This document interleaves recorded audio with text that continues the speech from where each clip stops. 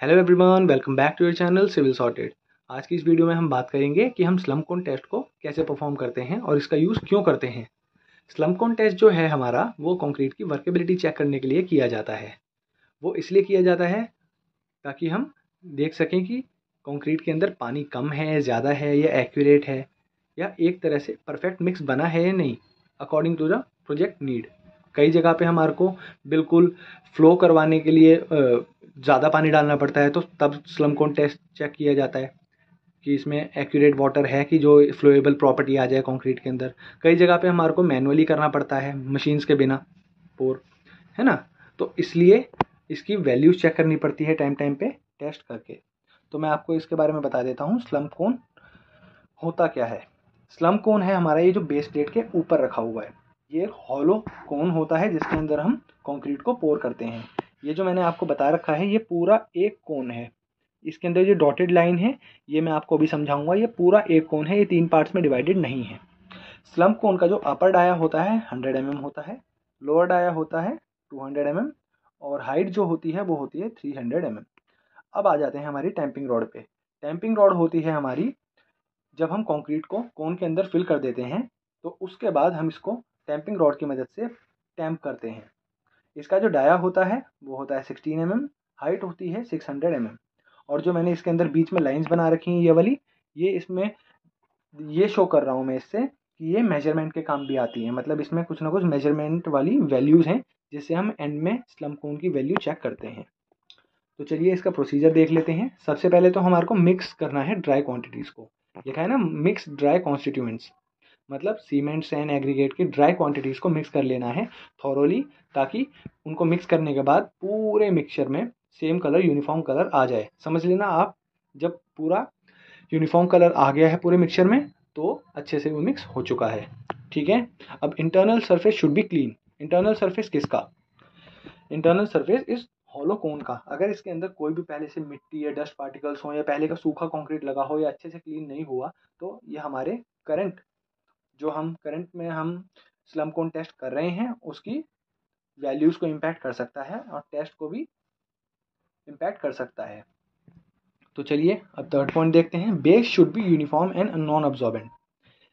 Base should B non absorbent and uniform से इसका मतलब है कि जो हम बेस प्रोवाइड कराते हैं ये बेस प्लेट नहीं, बेस प्लेट से तो ये कनेक्ट हो चुका है। अब जो बेस प्लेट के साथ कनेक्ट करके हम इसको कहीं ना कहीं ग्राउंड सरफेस पे रखेंगे ना, तो उस बेस की बात कर रहा है ये। बेस मतलब ग्राउंड सरफेस। ठीक है। अब ग्राउंड सरफेस के लिए ये कह रहा है कि वो बिल्कुल प्लेन होना चाहिए, उसमें कोई भी सप्रेशन डिप्रेशन नहीं होना चाहिए, क्योंकि प्लेन रहेगा तभी अच्छे से इक्वली यूनिफॉर्मली वो लेयर स्प्रेड हो पाएंगी कंक्रीट की, और तभी वो अच्छे से टैंप भी हो पाएंगी। तो इसलिए हमारा base should be uniform. Fill the concrete in 3 layers. जैसे मैंने आपको पहले बताया था, ये जो स्लम कोन है हमारा, ये 3 लेयर्स में मैंने आपको डिवाइड करके दिखाया है कि हम 300 mm हाइट के कोन को 100 mm करके 3 बार इसमें कंक्रीट फिल करते हैं। इसलिए मैंने ये 3 शो करे हैं, वरना इसकी ये पूरा एक ऑब्जेक्ट है, ये 3 पार्ट्स में डिवाइडेड नहीं है। ओके। अब जब हमने ये फिल कर लिया तो टैंप एवरी लेयर 25 टाइम्स। इसका कहने का मतलब है कि जब हम इसके अंदर यहाँ पे पहली लेयर डालेंगे 100 mm की, तो उसको हम टैंपिंग रॉड की मदद से 25 टाइम्स टैंप करेंगे। फिर दूसरी लेयर डालेंगे, फिर उसको भी टैंप करेंगे 25 टाइम्स, फिर तीसरी डालेंगे और उसको भी अच्छे से टैंप करेंगे। उसके बाद जो हमारी करनी होती है ना, करनी मतलब जो जिससे हम सीमेंट या प्लास्टर वगैरह उठाते हैं, मिक्स करते हैं, तो वो जो है उससे हमारे को ये जो अपर का सरफेस है ना, इसको हमारे को अच्छे से स्मूथ कर लेना है, स्मूथ बिल्कुल। ठीक है। अब क्या करना है, जब स्मूथ हो जाएगा हमारा सरफेस ऊपर का, तो हमारे को रिमूव करना है कोन को धीरे धीरे, वो भी वर्टिकल डायरेक्शन में। Remove the cone smoothly in vertical direction.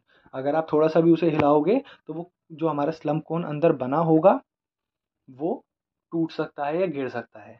ठीक है। तो चलिए आगे के पॉइंट्स डिस्कस करते हैं।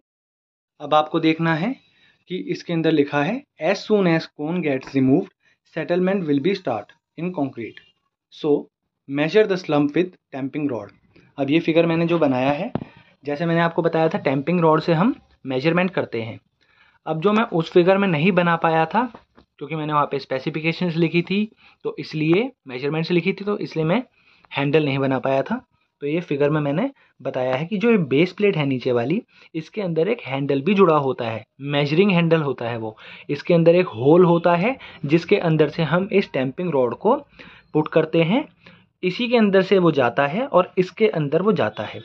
जहाँ भी हमारा मान लीजिए इतने एरिया में कंक्रीट गिर गया हो और इतना रह गया हो, कोन इतना है, जब हमने कोन उठाया तो उसके बाद हमारा कंक्रीट थोड़ा सा सेटल किया और वो यहाँ तक अटक गया, तो वो रॉड वहाँ तक जाएगा, उसे टच करेगा और उसके बाद जहाँ भी वो इस जगह पे आके रुकेगा ना, तो हमारे को ये वैल्यू लेनी है। ये वैल्यू ही हमारी स्लम्प वैल्यू होगी और उसकी वजह से हमारे को पता लगेगा कि कितना उसमें पानी है और कितना नहीं। तो चलिए हम इसकी टाइप्स देख लेते हैं, कितने टाइप के स्लम्प बनते हैं और इनकी वैल्यूज़ देख लेते हैं ताकि आपको और अच्छे से समझ आए। चलिए अब समझ लेते हैं types of slumps and their values. अब जो हमारा सबसे पहला स्लम्प होता है, जब भी हम कोन को उठाएंगे वर्टिकल डायरेक्शन में, तो उसके बाद अगर ये डॉटेड लाइन से मैंने बता रखा है कि हमारा एक्चुअल स्लम्प कोन है और जो कंक्रीट सेटल किया, वो सेटल करने के बाद यहाँ तक रह गया, ऊपर से गिर गया, ठीक है, ऐसे फैल गया नीचे को। और ये जो बीच में डॉट्स बना रखे हैं, इससे कंफ्यूज मत होना आप, क्योंकि ये कंक्रीट की रिप्रेजेंटेशन है। जब भी हम किसी ड्राइंग में कंक्रीट को रिप्रेजेंट करते हैं, वो ऐसे ही डॉट्स बना के करते हैं, ठीक है।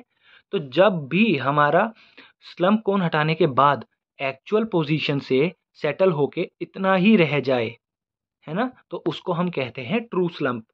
मतलब उसकी कंसिस्टेंसी बहुत अच्छी है और इजीली वर्केबल है, वो उसमें वाटर रेशियो एक्यूरेट है, ना कम है ना ज़्यादा है।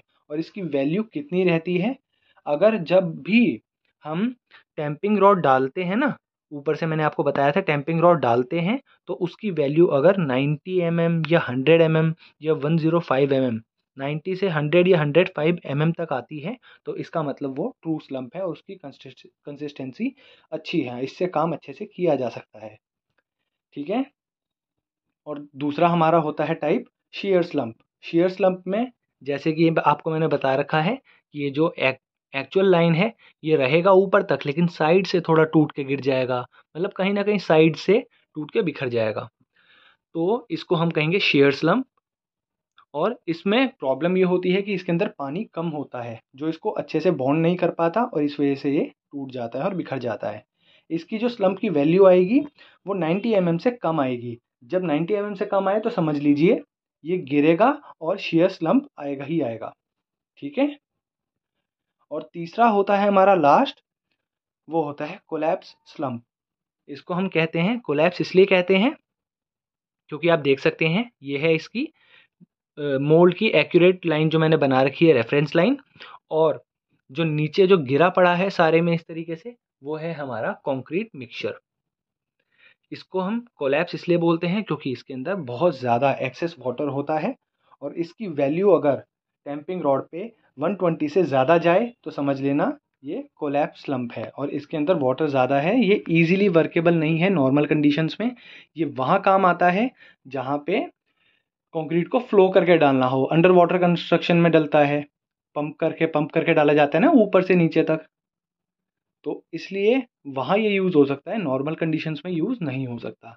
तो आई होप ये आपको समझ आया होगा। अगर आपको ये वीडियो अच्छी लगी तो इस वीडियो को लाइक करें, मेरे चैनल को सब्सक्राइब करें and stay updated for other contents. Thank you.